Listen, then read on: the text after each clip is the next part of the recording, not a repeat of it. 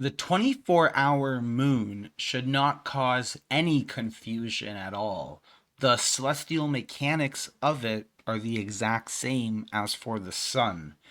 Now, timing it and knowing when goes back to one of the earlier videos I made called Flat Earth Math. The exact same way we knew how there would be a 24-hour sun would be the exact same way we'll know about when there'd be a 24-hour moon. So I'm plotting one observer back in Union Glacier, and then I'm plotting the other one in Belize, where I live.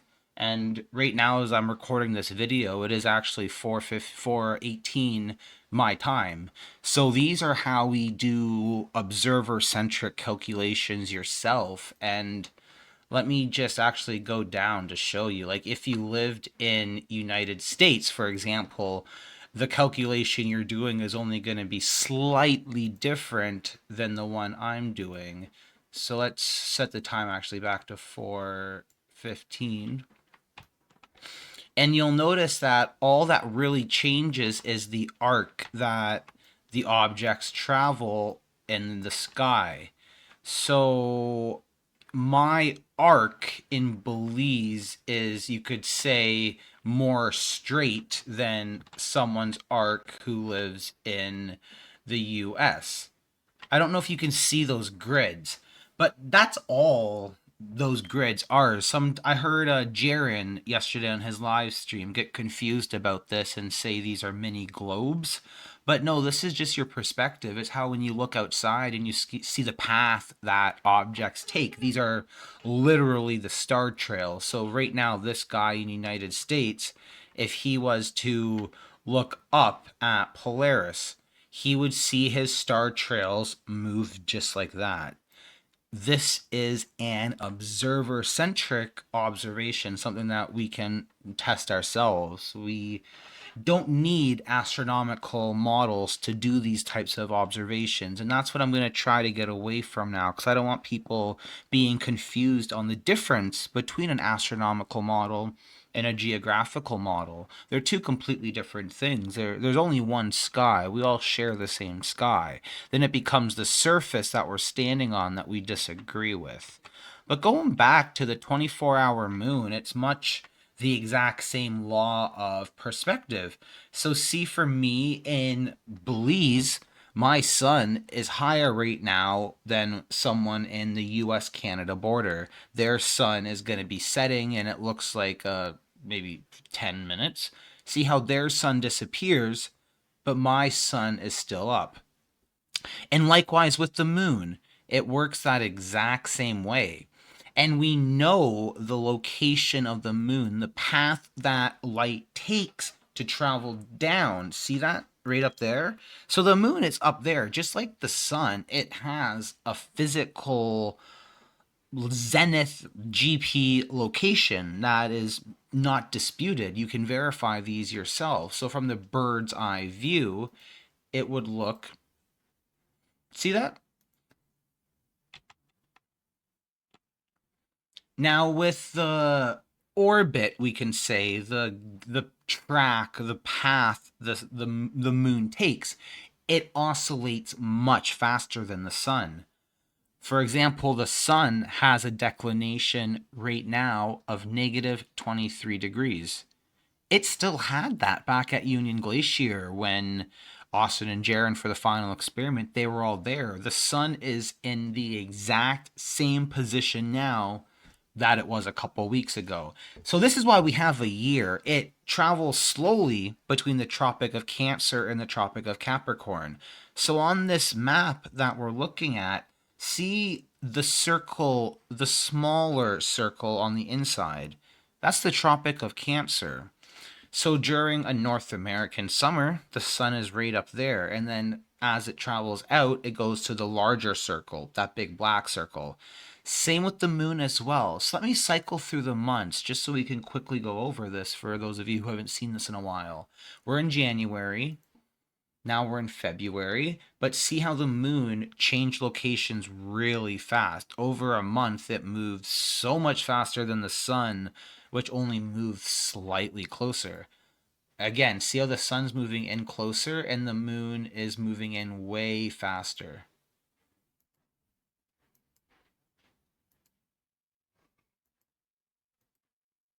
So see now how the moon is all the way out and the sun's all the way in?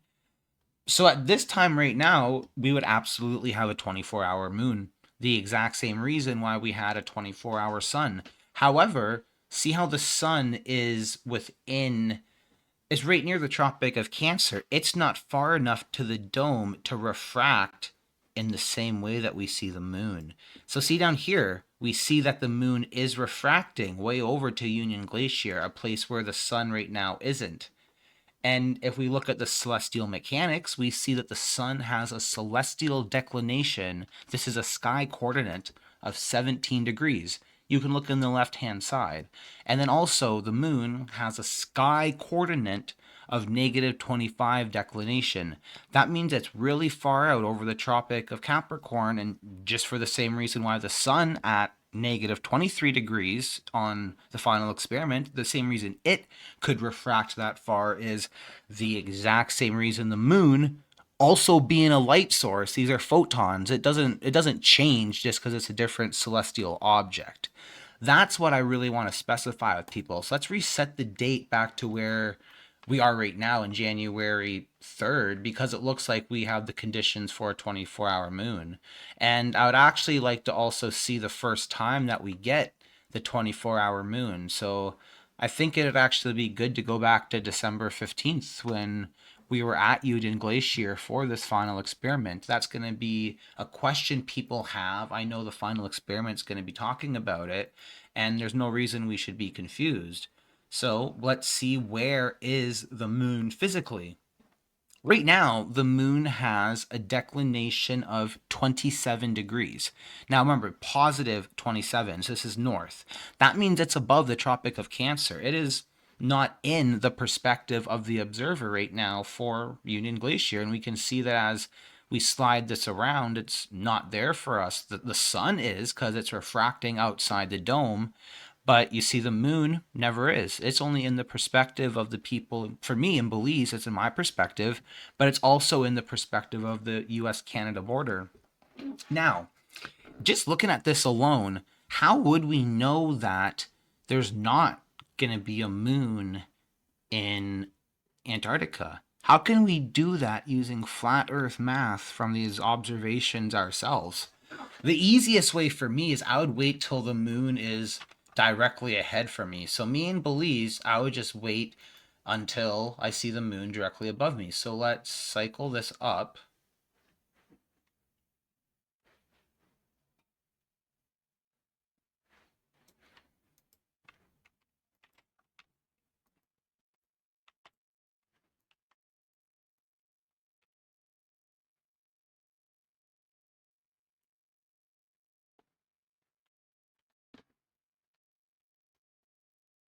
Now you'll see what's called the North Celestial Pole. That's that red dot.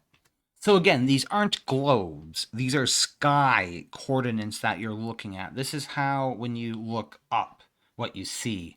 That red dot is where Polaris is, and these are what the star trails rotate around. So me being in Belize, I look up, I see that is going to be 17 degrees from my horizon. Okay. And then I just continue looking up until I see where the moon is directly above me. And from that red point to where the moon is, it is actually going to work out to that declination of right now, it's 29 degrees. So almost 30 degrees from that top will be where the moon is. Does that make sense? So then all that happens is when we're in any other place, we orient ourselves so that we know where our north celestial pole or south celestial pole is.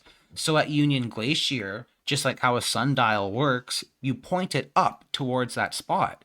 So here we point it up to 80 degrees, and we know that the moon is going to be at the bottom, so it's not within that field of vision right now. So at the very top, that is 180 degrees away from that red point over there. So we know that from the top, you just do like 90 plus 30, 120, and it's below all we would have to have is it would be 100, I guess. So it's not visible right now. But when does the moon become visible? So let's cycle through just day by day right now, because as we know, the moon changes very fast. So the moon's declination is 29, 28, 25, 20, 15, 10, 4. So the moon is physically over the equator. So make sure you understand what that means. It's traveling now above the equator.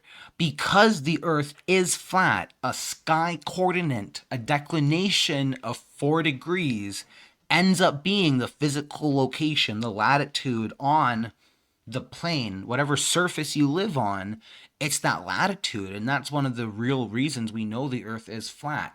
So let's continue. We're right now at December 21st with a declination of 4.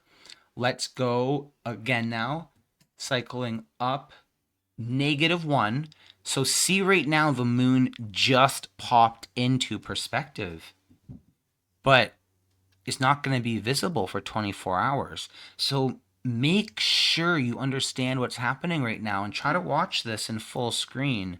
This is in 1080p high def, so it's pretty good.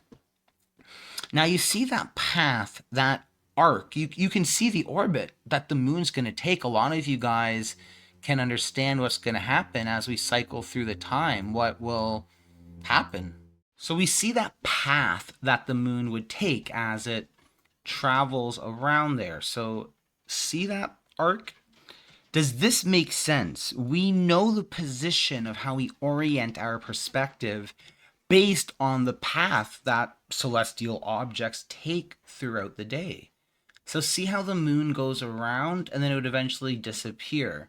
So we're not going to get a full 24 hours until you might be able to tell the moon has to rise in our perspective a bit. So let's continue now to December 23rd. The declination's -2. The declination's -7. We are able to have it now refract farther than we did before. Let's actually put it over here so we can see the point we're trying to make to. Yeah. So we would actually have a 24-hour moon on December 24th. Does that make sense why? So see that. It is now going to refract, and it'll be within our field of vision that entire time. So then watch. Let's cycle through this. And you see now how just like we had a 24-hour sun, we have a 24-hour moon for that exact same reason.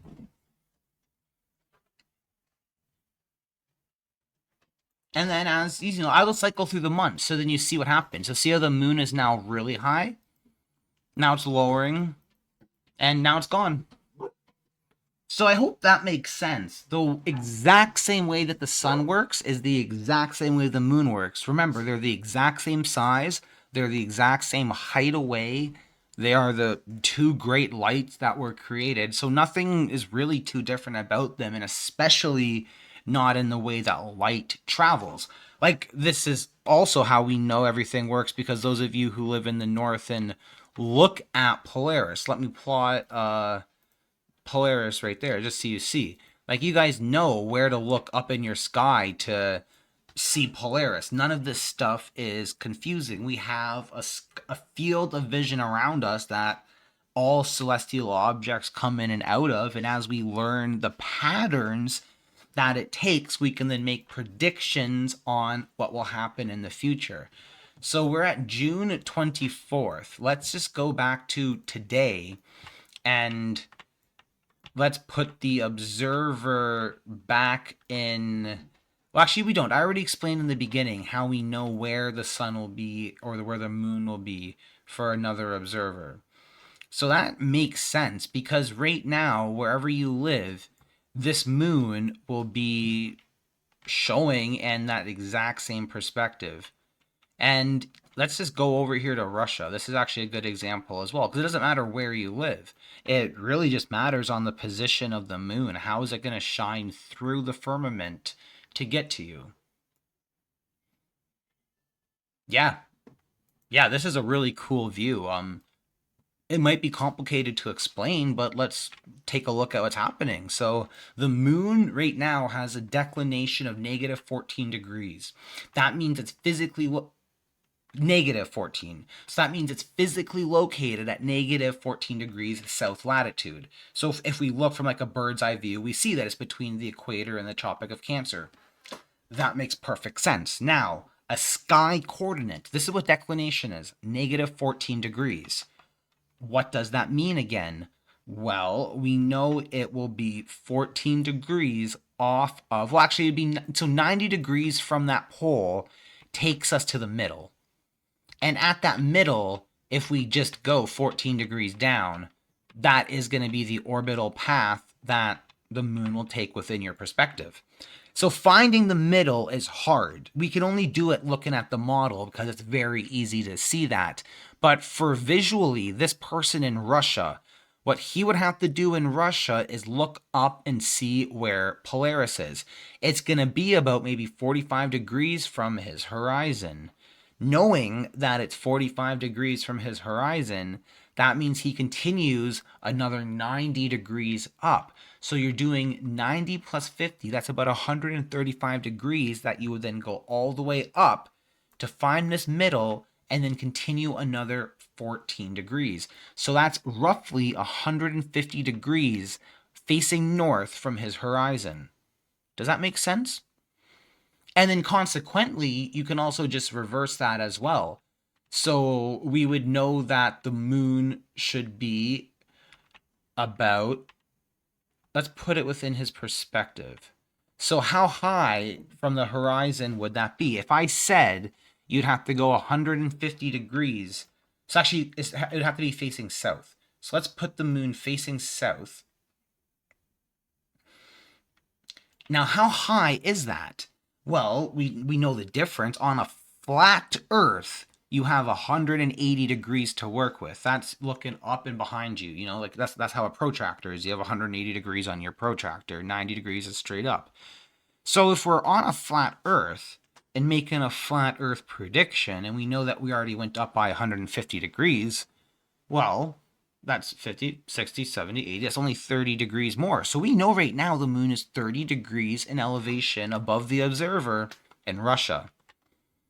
But we know that living anywhere in the world, as we shown earlier, this is true no matter where you are. So that same middle can be found in Union Glacier. You point to the top, do the same exact subtraction. So does that make sense how we can do this without any astronomical models? In a live chat the other day, we heard Karen BE get really confused on this topic. She thought this was done using the ephemerides, but it's not. The ephemerides would be if you don't know what the declination is. In our case, we do know what the declination is. That's what makes this so different than what everyone else is used to. And she may not understand the flat earth math, and that's fine. But then you can't call it globe math because then it becomes an argument from ignorance. Those of us who understand the math will call you out every time on this because we can replicate it ourselves. And I encourage you guys to replicate it yourselves.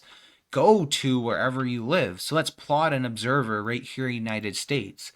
Just because I did call someone out, there's the chance they may try to get angry, or like a lot of people do feel embarrassed because of the final experiment. It separated the men from the boys. Those of us who know math and science are perfectly fine and comfortable, and those of us who don't are doing a psychological reaction to say, oh, it's all fake, it's not real, attacking other people, lying about other people. So it's sad. We don't want to do that. So in the United States, let's see when the moon comes into our perspective. So anyone in the United States right now, today, yeah, today's January 3rd, and it's almost 5 p.m. for me here in Belize. So if you go out, face south, get your compass out, you know, like these are all observer-centric calculations. So facing south, you see the moon is directly above you. Approximately, you see that it is 40 degrees from your horizon. Now, you know that you're in the United States right now your latitude is 36 degrees. If you look up, you're going to see that Polaris is 36 degrees from your horizon.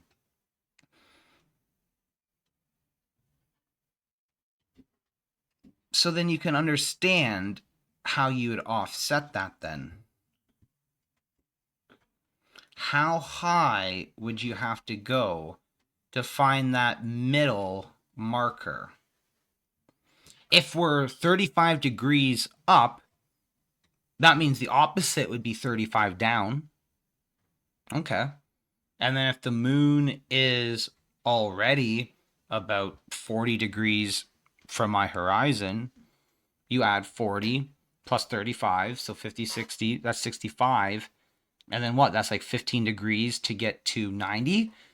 The math might be roughly off, but that's how you would do it. You would then know that that middle marker there, let's find where the middle marker is.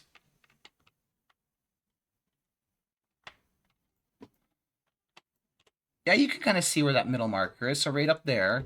And you just go 10 degrees down, and that's where the moon is. And that's how you can reposition it for anyone. Because just like in Union Glacier, you can find where that middle marker is, and you can offset it by 13 degrees. In this case, you're just going up a little bit.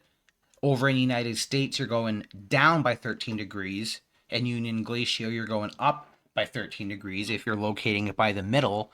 But if you're also locating it through the celestial poles, you would then just subtract 13 from 90. So in Antarctica, you would subtract the, let's just do 15 from 90. You get your 75, and you go from that top part, that blue part, you'd go 75 degrees down. And that's how you would know where the moon is. And you can then tell whether or not there's a 24-hour moon. For any celestial object, it's very easy once you understand that pattern. So I hope I explained that well.